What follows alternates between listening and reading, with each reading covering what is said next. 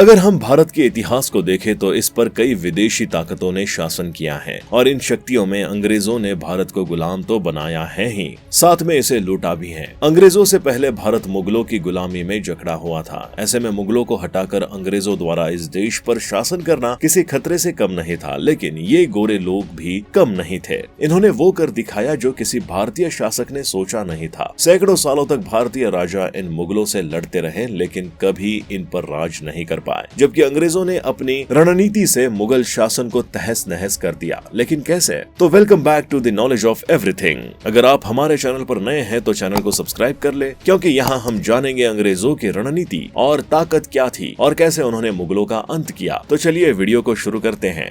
एक नजर जब इतिहास पर डालते हैं तो पता चलता है कि 16वीं शताब्दी के अंत में भारत दुनिया के नजरों में एक बहुत बड़ा अनाज का उत्पादक था। वो दुनिया का अकेला 1/4 हिस्सा अनाज पैदा करता था, इसलिए दुनिया इस देश को बहुत गौर से देखती थी। अगर हम भारत के अतीत की बात करें तो भारत को एक सोने की चिड़िया कहा जाता था। 16वीं शताब्दी में इस देश पर मुगल शासक अकबर का शासन था। अकबर इतना शक्तिशाली था कि उसका साम्राज्य अफगानिस्तान से लेकर असम तक था। इस बात से आप अंदाजा लगा सकते हैं कि जिसके पास इतना बड़ा साम्राज्य होगा उसके पास दौलत भी अपार होगी, और इस अपार दौलत से अकबर ने पूरे भारत में बड़े बड़े और आलीशान मकबरे और धर्मशालाएं बनवाई। बता दें कि जब भारत में अकबर राज कर रहा था उस समय ब्रिटेन में गृह युद्ध हो रहा था और उस देश की शासिका महारानी एलिजाबेथ थी। अगर हम उस समय के ब्रिटेन की इकोनॉमी की बात करें तो वो पूरी तरह कृषि पर डिपेंड थी, और वहीं दूसरे देश स्पेन और पुर्तगाल अपनी इकोनॉमी को बढ़ाने के लिए दिन रात एक कर रहे थे और रेस में सबसे आगे थे। वैसे स्पेन को यात्रियों का देश कहा जाता था क्योंकि यहाँ के कई नाविक दूसरे देशों की खोज कर रहे थे। पुर्तगाल भी किसी से कम नहीं था, उसने भी कई देशों की यात्रा की और कई देशों का दुनिया से परिचय करवाया। इन खोजकर्ताओं में वास्को दी गामा और कोलंबस जैसे नाविकों का नाम आता है, और इन दोनों नाविक ने भारत और अमेरिका जैसे देशों की खोज की थी। एक तरफ स्पेन और पुर्तगाल दूसरे देशों की खोज करके उसे लूटना चाहते थे, तो दूसरी तरफ ब्रिटेन समुद्र के मछुआरों के जहाजों को लूटता था और इससे जो मिल जाता था उसी से इस देश का काम चलता था। लेकिन समय बीतता है और ब्रिटेन के नाविक भी दुनिया की सैर करने निकलते हैं और खनिज संपदा से भरे देशों के बारे में उन्हें जानकारी मिलती है। फिर क्या वो भी अपने देश को पावरफुल ताकत बनाने के लिए निकल पड़ते हैं।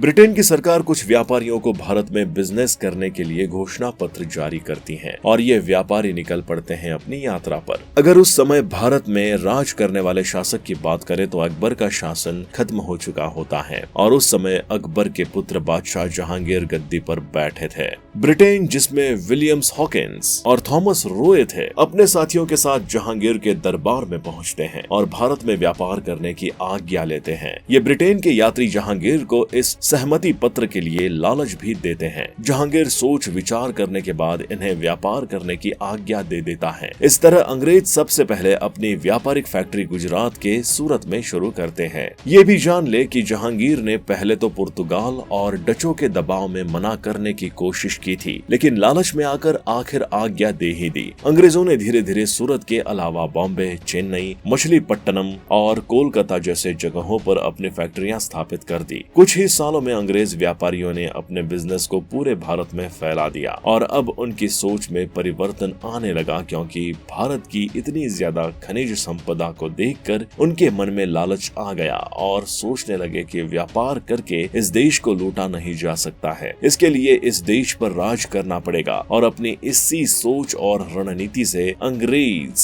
व्यापारी मुगलों के खिलाफ 1686 में युद्ध छेड़ देते हैं, लेकिन ये इस युद्ध में हार जाते हैं। दरअसल अंग्रेज मुगलों की ताकत को समझ नहीं पाए थे, इसलिए उन्हें इस तरह की हार झेलनी पड़ी। लेकिन ये गोरे हार नहीं मानने वाले थे, क्योंकि इनके जहन में भारत की विरासत को लूटना छिपा था। हार के सबक के अंग्रेजों को सोचने पर मजबूर कर दिया और उन्होंने फिर से रणनीति बनानी शुरू कर दी। हार के बाद अंग्रेजों ने मुगल बादशाह औरंगजेब से माफी भी मांगी और दोबारा ऐसा कुछ भी न करने की शर्त भी मानी। औरंगजेब ने कुछ शर्तों पर जुर्माना लगाकर अंग्रेजों को माफ कर दिया। समय बीतता है और अंग्रेज गुपचुप तरीके से अपनी रणनीति पर काम करते रहते हैं, जिसका अंदाजा मुगल शासक को बिल्कुल नहीं होता है। कुछ समय के बाद मुगल बादशाह औरंगजेब की मृत्यु हो जाती है और इनके बाद जो शासक बनते हैं वो कमजोर होते हैं, जिससे राज्य में काफी दिक्कतें बढ़ जाती हैं। इसी समय पर्शिया देश का का एक विदेशी शासक दिल्ली पर आक्रमण कर देता है। इस अटैक से दिल्ली का मुगल शासक घबरा जाता है और अपने खजाने का पूरा माल उस पर्शियन शासक को दे देता है और इस तरह मुगल पूरी तरह टूट चुके होते हैं।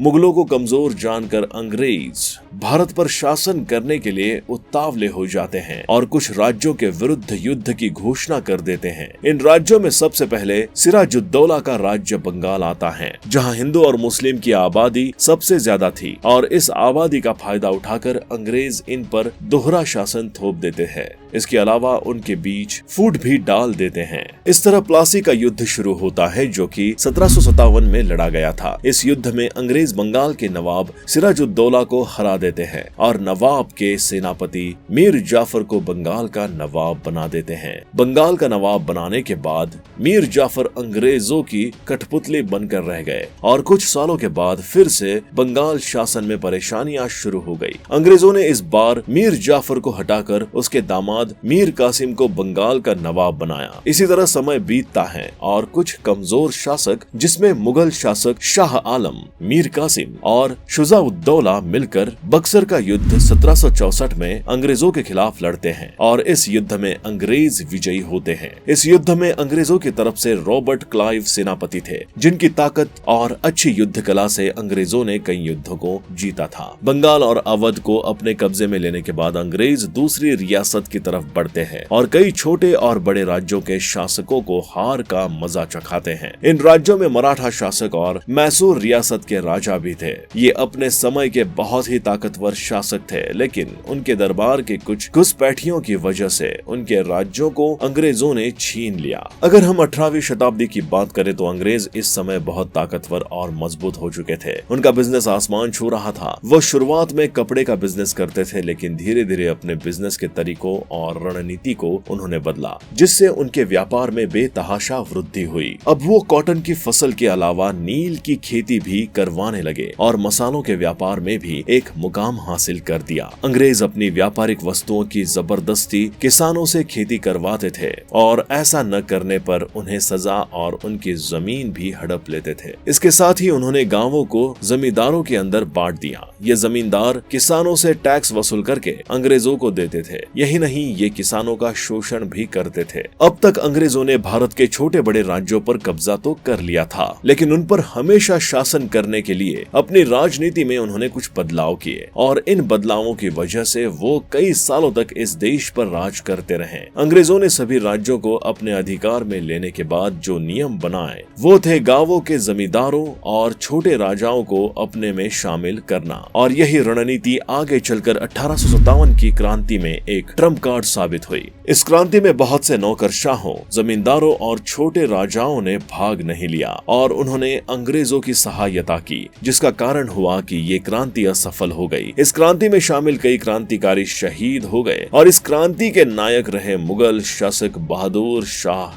जफर को कैद कर लिया गया, जहां से इन्हें रंगून की जेल में भेज दिया गया। कुछ समय के बाद उनकी वहीं पर मौत हो गई। इसके अलावा कुछ ही दिनों में अंग्रेज मुगलों के वंश को खत्म कर देते हैं और यहीं पर मुगलों के अंत की कहानी खत्म हो जाती है। मुगल इतिहास के दफन होने के बाद अंग्रेज पूरे भारत पर एक छत्र राज करने लगते हैं और अब भारत पर अंग्रेज सिर्फ व्यापार ही नहीं बल्कि इस देश की एक एक कीमती चीज को लूटना शुरू कर देते हैं। अंग्रेज यहाँ की चीजें अपने देश ब्रिटेन को भेजते थे। ये तो हुई बात मुगलों के अंत की। अगर अंग्रेजों के इतिहास को देखा जाए तो पता चलता है कि हजारों किलोमीटर दूर से आने वाले ये व्यापारी कैसे एक बड़े देश के शासक बन चुके थे। अपनी कुशल रणनीति और गहरी सोच से इन्होंने भारत के पूरे क्षेत्र को अपने कब्जे में ले लिया और 200 से अधिक सालों तक इस पर राज किया। अगर विदेशी ताकतों के बारे में सोचा जाए तो ऐसा प्रतीत होता है कि भारत में कई ताकतों ने शासन किया, लेकिन जो रणनीति अंग्रेजों ने बनाई वो शायद कोई और नहीं बना पाया, जिससे इस देश का सबसे ज्यादा फायदा अंग्रेजों ने उठाया। बाकी शक्तियां कुछ ही समय में इस देश से भाग गई। इतिहास इस बात का गवाह है कि अंग्रेज इस देश में व्यापार के लिए नहीं बल्कि अपने फायदे के लिए आए थे।